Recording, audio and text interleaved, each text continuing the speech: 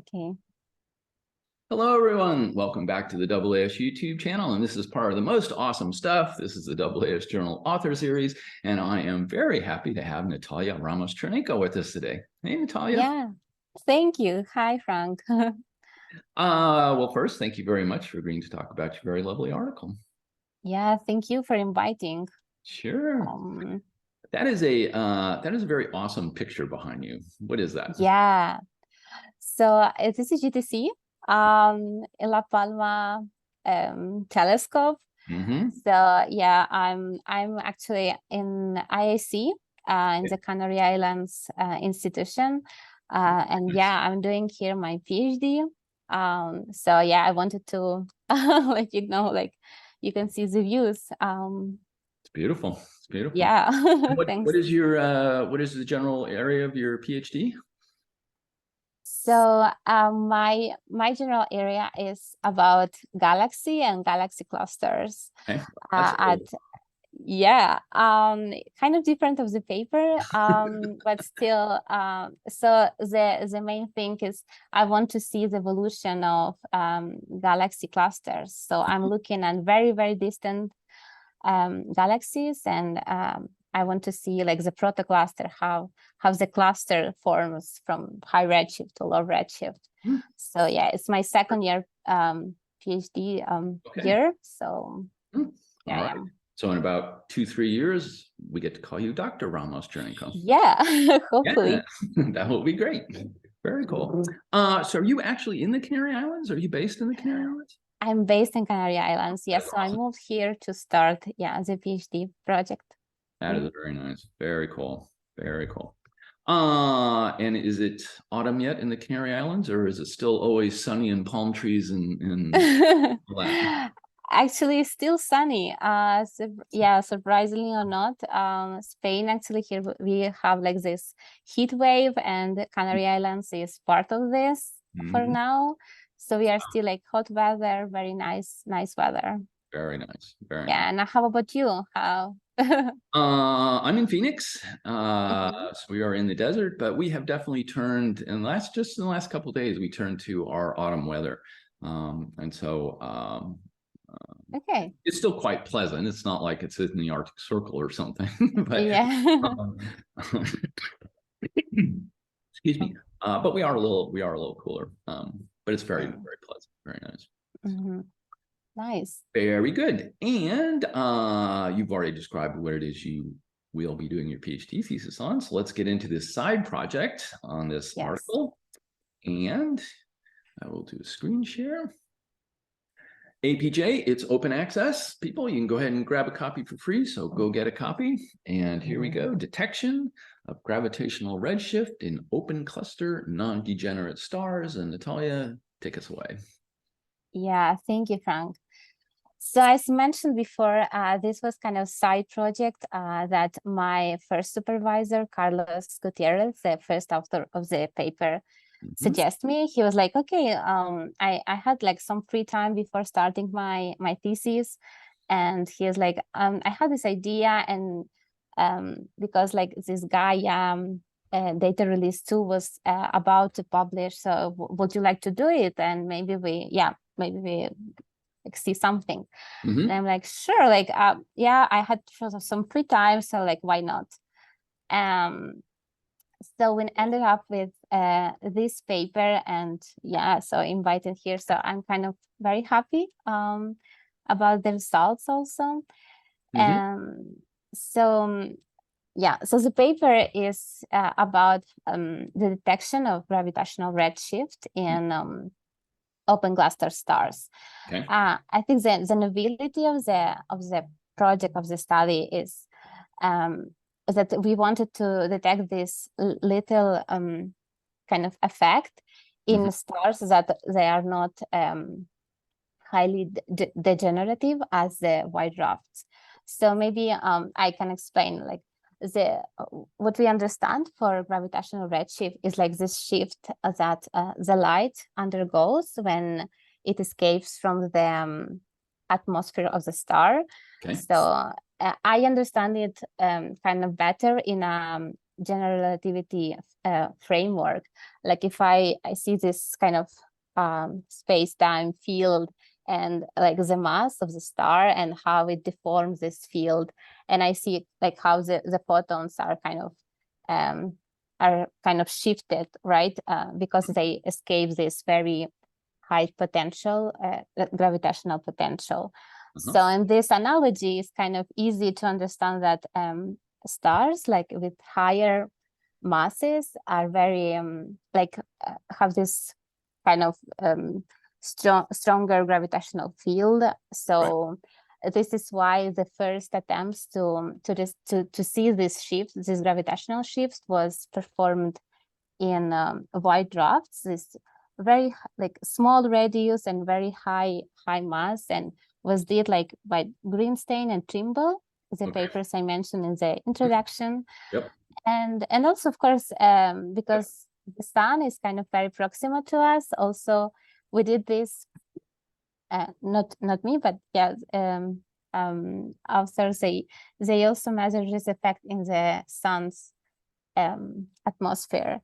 And the thing is, like the difference is almost 3 orders of magnitude. So for a white dwarf, we can see the effect of like 30 kilometers per second in terms of velocity. And for the main sequence star, like the sun, like our sun, is kind of maybe 600, meters per second.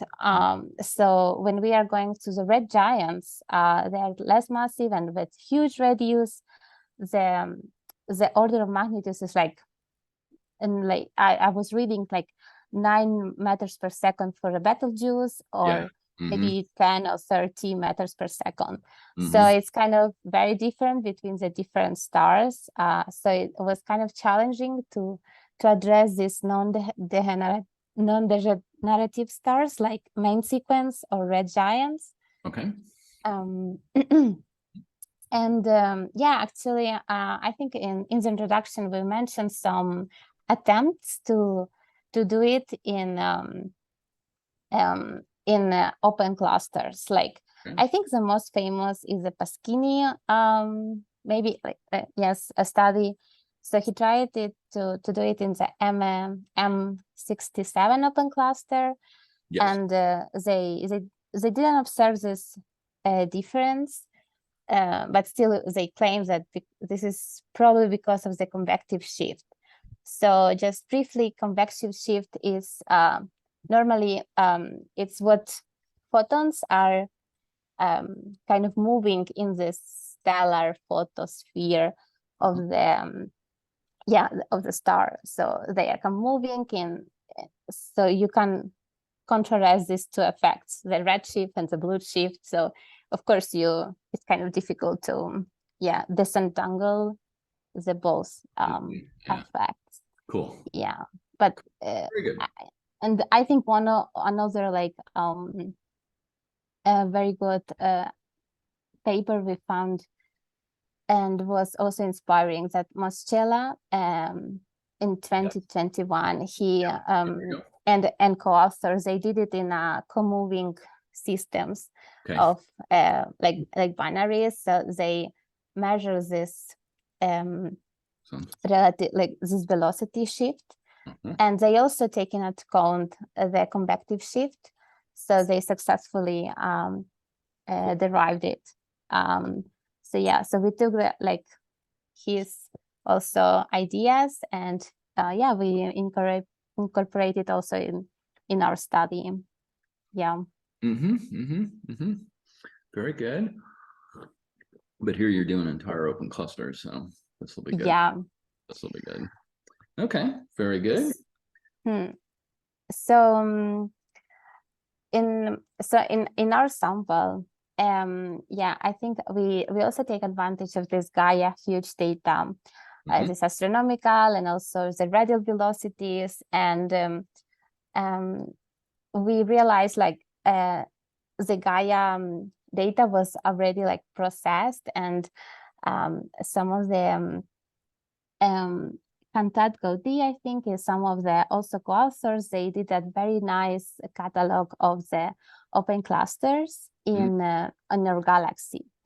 So the good thing, so why open clusters? So the good thing about open clusters is that they are already co-moving systems, and not only they are co-moving, is also that they are kind of young stars, if I can say that. Sure. And so you already have this kind of control system in which you can kind of estimate maybe it will be easier to estimate this difference in radial velocity, or the velocity in the line of sight. Right. So this was like why we choose the open clusters. It's kind of more controlled system rather than like just taking a broad approach of stars. Yeah. So yeah, I describe here in the methodology like why we choose open clusters, and also because Tariq, thanks to his previous work about the open cluster and how they move within the galaxy, he already kind of compiled all the radial velocities of the open cluster stars, and also the membership and all of that was kind of previous work, like very, very good work done of that. Yeah, so it was kind of very nice to actually. I want to thank like Tariq for before we start with the study, I wrote to him like, oh wow, you already published this paper, but was not like publicly, just in archive. So we asked like, would you please let us this radial velocity like table? And he was very nice to provide us with that data. So thank you, Tariq, for that. Very good shout out. Yeah. So and also from so Gaia provided us and another like studies with this astrometric radial velocity data. And from the other side, we also need some estimation in order to calculate the convective shift of the stars. We need at least some like effective temperature, surface gravity, and something else. If I see, yes, and metallicity. So yes, so these three parameters. So we use it in order to calculate this convective shift. And because there is a model done by Allende Prieto, actually also scientist here at IAC, he developed this very parametric model of how the photosphere of the star can kind of perform. So we could have used this model to calculate this convective shift. Cool. And these parameters was taken from the star host catalog. Anders was the first co-author of this study, and for what I know, he also now is doing the same thing for the last Gaia data release. So it's very nice to have these parameters, not only the radial velocities, and yeah. So if anyone want to use it, I very recommend this catalog. It's kind of very complete one. Man, you're full of shout-outs. It's great. Yeah. Very good. Okay. So maybe going in depth with the methodology, we did a lot of cuts just to be sure what we are doing is kind of correct. So in the open cluster stars, so we did a cut in the membership probability, like up to 0.4 probability. Then we also did a cut in the radial velocity errors. So we reject all the radial velocities that which errors greater than 2 kilometers per second. Got it. Okay. That first cuts will end up like we removed like 24% of the data. Okay. So also we because we already have this radial velocities, we wanted to use it stars. Okay. Like another way to kind of say if these stars are within a cluster. So basically we did like a 3 sigma clipping from the open cluster system, from the median of the open median in the radial velocity. So to just constrain the stars that are like within this Gaussian approach, if I can say that. Yep, I'm with you. Yeah. So I think that at what I show actually in the first figure. First figure. Yeah. So yeah, here you have like I wanted to illustrate the data we use. So you can see this kind of Gaussian radial velocity of the, so the mean of the Gaussian will be like the radial velocity of the open clusters, and yeah, the 3 sigma. So we cut this 3 sigma for all the stars that fall within this range. So, and why we have like the 2 different histograms or the 2 different colors is because the first subsample, the step histogram corresponding to like all the stars with this previous cuts, and so as you can see the GR, so the gravitational redshift ones, yes, and the GR plus the CS, as they are corresponding to stars for which we could like calculate the convective shift. Okay. Because this parametric model it was only developed for certain type of stars with certain conditions in temperature and surface gravity. So this is why we have like 2 subsamples of like a more general, broader one for the all stars. We can estimate the gravitational redshift, and then just constrain to those stars for which we could estimate the convective shift. Yes. So actually, if we can go to the second figure. Sure. Yeah. Here we go. Yeah, you can see the beautiful like main sequence and also the red giant branch. So you can see the first panel is kind of the all stars of the all open clusters. I believe we have like 80 something opaque clusters for which we have this gravitational redshift estimates. And then here in the second panel, you have this convective shift. This is like delimiting because of the parameters are allowed, and only like this main sequence and also this red giant branch. Right. And yeah, the third panel is kind of the sum of the both effect. And the colors are corresponding to this radial velocity in kilometers per second.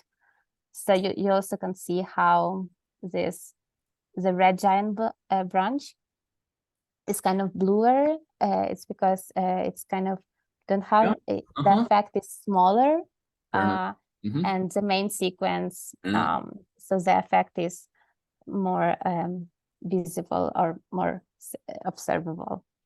Yeah. Okay, I have a trivia question. Yeah, sure. What are these little outliers way down here? What are those characters? What are they doing there? Yeah, actually, it's funny because when I did it, I just applied the cut. You have below the you can see the cut of the in the temperature, metallicity. So actually, I don't know. Like apparently, there are stars that kind of are in this range of the model, but they are kind of far away from the other the other stars. Yeah, I also was like wondering, but yeah. Yeah. Yeah. Okay. They just kind of stuck out at me, but all good. Yeah.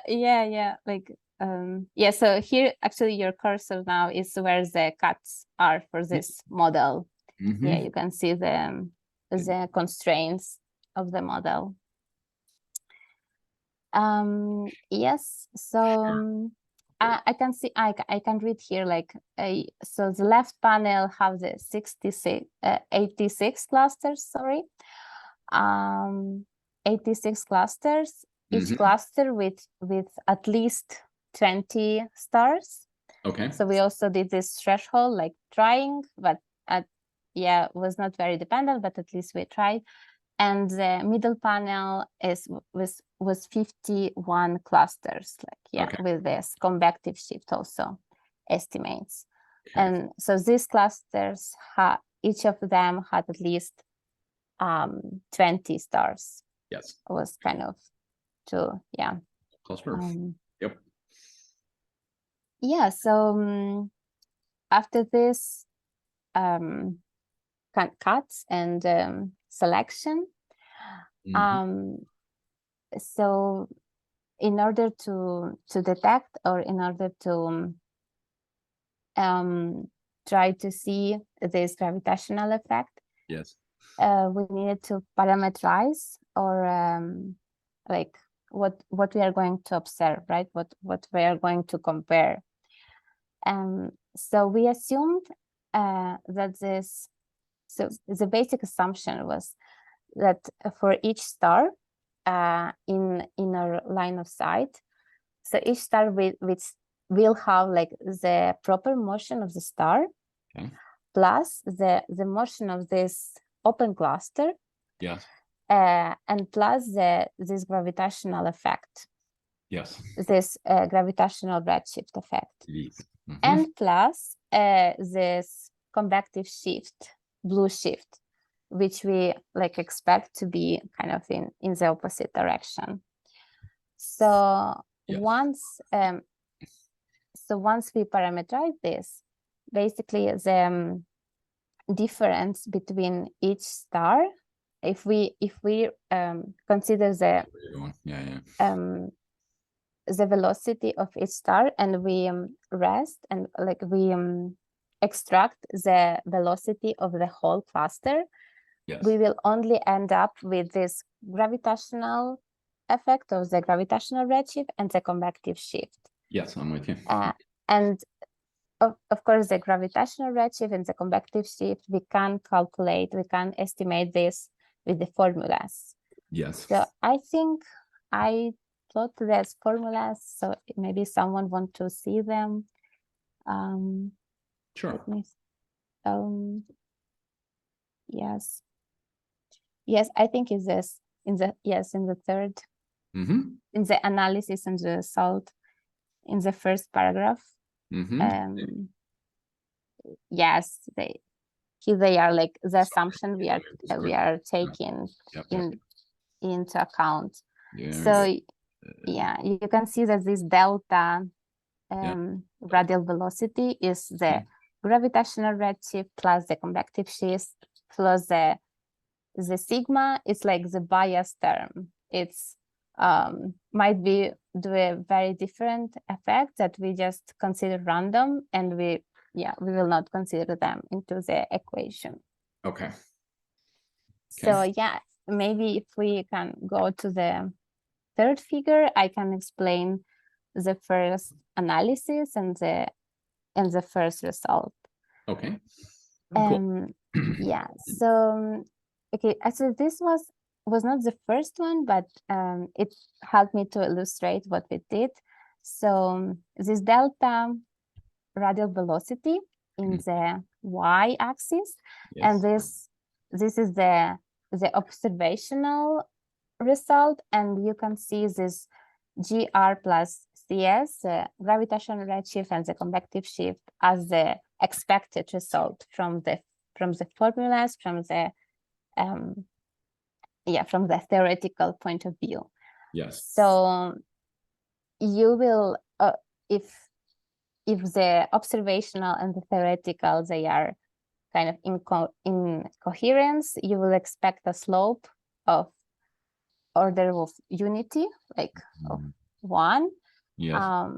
So because, yeah, so it's like the total coherence, right? Yes. So you can see in this plot kind of very nicely kind of B-model histogram is because so the first one, it corresponds to this bunch of red giant stars, and the second peak corresponds to this main sequence stars. Okay. And this first method, which in the paper we are calling like method A, I would love to call it like the mega cluster, because basically what we did is like we combine all the stars from all the open cluster, and we tried to see this difference in like the radial difference between the red giants and the main sequence, like in a single analysis. So from this we drove like the slope is from 0.899, almost almost 1 with the errors. So yeah, it was very close to the expected value. But this subsample was considering the convective shift. Yes. But we also did the analysis without the convective shift. Okay. So because this is we have here like 51 open clusters, but as you remember, we also have this 86 for which we cannot estimate the convective shift. Yes. And actually we did this analysis also just to be sure that we are not biasing by another, like we are not biased because of the model, or like to observe this non-null effect. So the numbers for the first analysis without the convective shift, and this mega cluster was like 0.40 something. So of course it's like lower than the predicted or theoretical value, but still it's not null, like, or not there is something. And of course you can say like probably this is mimic, the value is kind of mimifying because of this convective shift. Yes. So we argued in this sense, but still we wanted to have this. Yeah, here you have the numbers. Still we wanted to show this result because to show it's like, okay, it's not only because of the model, it's we observe this difference in data. Right. Yeah. Well, at least the slope wasn't negative, so we're doing good. Yeah. Okay. And then method B? Yes, so method B. And method B was kind of, we thought that would be nice to do this individual cluster per cluster analysis. Because also like Pasquini did for his like the M67, he didn't observe anything. So we wanted to try to, let's select the most populated open clusters and see if we can statistically measure something or how it behaves. Okay. So we selected this open cluster with at least 50 stars per each cluster. And so in table 1, you have the results for all these pre-selected open cluster. They only 50, so but it's also matching readable table online, so you can also have it online. Yes. And the results are better illustrated in the figure. So you can see here in the x-axis the stars per each cluster from the 50th up to 500. And the A, so this is the slope you obtain for each cluster, like having the same analysis as we had. The advantage here is that, for example, to construct the mega cluster, the huge cluster, you need to extract the average radial velocity from each star, just to remove this the kinematic component of the open cluster.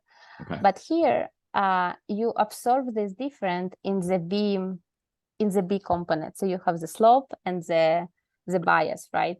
So basically you do the slope and you do this you calculate the slope without extracting anything. So in this sense, you kind of free of this bias of the radial velocity of the whole cluster.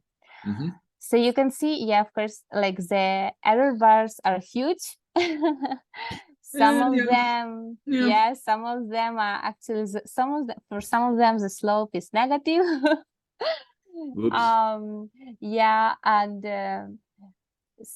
And this is like for each individual cluster, we kind of argue and discuss that probably, like, of course, like you can have this cluster and you don't have this proportional stars maybe between the main sequence and the red giants, and also it's kind of very randomly to just assume you will have this perfect slope of one with one cluster, right? But still what surprised us and was like very nice to observe that once you have all these 28 open clusters and you do the sum and the mean sum considering the errors, you see this convergency to the unity. So the this weighted cumulative sum is end up of 0.977 is with an error, but still very kind of in line with the theoretical prediction. And also we also discuss in the conclusion that even if you divide this kind of subsample in like for all the clusters with at least 150 stars, so you draw this line, and also from the less populated and more populated, and if you do this sum from both of sides, you have this convergency with unity, even with like two different samples. So it was very nice to observe that even if for each individual open clusters, the difference is huge. Interesting. Maybe it's worth mentioning that we also have in our sample this M67. Interestingly, the same cluster studied by Skinny. And is a NGC 2682. Thank you very much. It's here. So you can see that actually with the errors, it's very close to the prediction. So we observed this tension between the study, like we had the previous study and this type of methodology. But it was nice to see that even this open cluster, we also can observe and detect this gravitational redshift with and without convective shift estimation. So this was the surprising single. So I think I mentioned it in the conclusion. No, just before the conclusion part.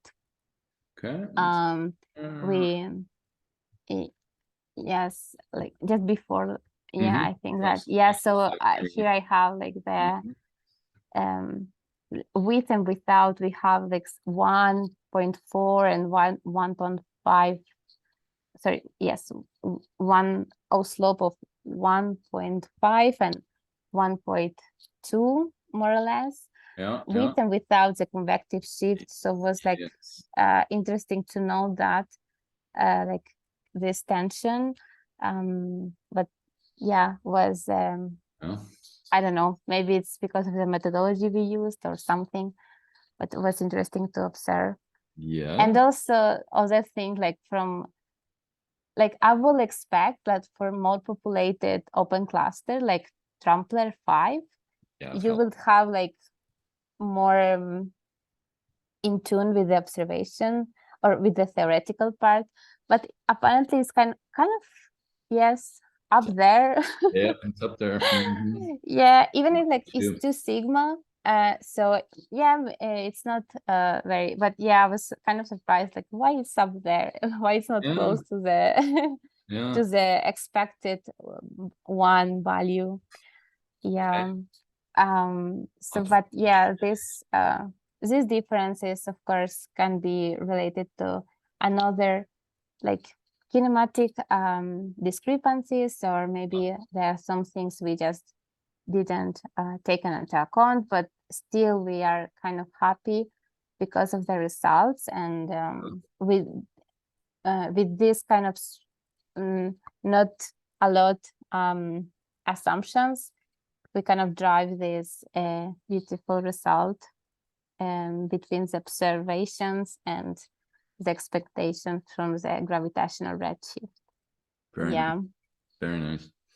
So yeah, I think yeah, I think this figure is kind of illustrate how you can statistically derive conclusions. Cool. And even if for individual open cluster is not very kind of nice or not very clear. And so the both tables at the end, they are online. So for someone who want to repeat the experiment, we wanted to do it quite like to be reproducive again. Yes. So yeah, and I don't know if you have some questions, Frank, just feel free to to ask. No, I think it's very awesome. I think you did a great job. Very good. Yeah, thank you. So Nataliya, thank you very much for walking us through this very nice article. Yeah, thank you. And you kind of touched on it a little bit a couple of times when you were chatting it through. So let me ask, I understand this is a side project, so not necessarily to you, but where do we kind of go as a field, let's say over the next couple of years on this project? I can imagine somebody using, the Gaia DR3 or the forthcoming 4 to do the analysis, and so on. So just kind of where, in your sense, where do we go over the next couple of years with this? So I will think like now, because the Gaia Data 3 is available, of course you can extend this for a most like higher and broader analysis. And will be nice to see if some of these open clusters with these huge slopes are kind of converging. Maybe not, maybe yes, I don't know. And yes, and also like I was thinking about of course, like we did it like in very general thing, and you cannot draw maybe kind of, you cannot differentiate between different gravitational theories, because it's kind of, we are kind of limited. But I don't know, maybe someone who came up with some idea to I think Medavija, one of the authors we mentioned, he did something similar with the gravitational redshift, but in quasars. And with his data, he could have kind of dropped some conclusion between, this is from gravitational theory prediction, this is for another type of gravitational theory. So even with that, yes, will be, yes, maybe someone came with some ideas to how this kind of, with more data or with data, like more better data, you can do something like this. Sure. Yeah, like that is my Okay. that's Cool. my thoughts. And you know, when you do these second projects or these side projects, sometimes they end up taking a life of their own a few years from now. Like, you know, oh, maybe I'll get back into this or something, you know. So yeah. Very good. Yeah, and yeah, actually, I was like, when we were writing the paper, I was also interested. Oh, wow, why? So why this? Like, why this MS67? Like, what happened with this open cluster? Why we do observe some like nice, yes, nice conclusion between the theory and the prediction, but like, why the other authors didn't saw that?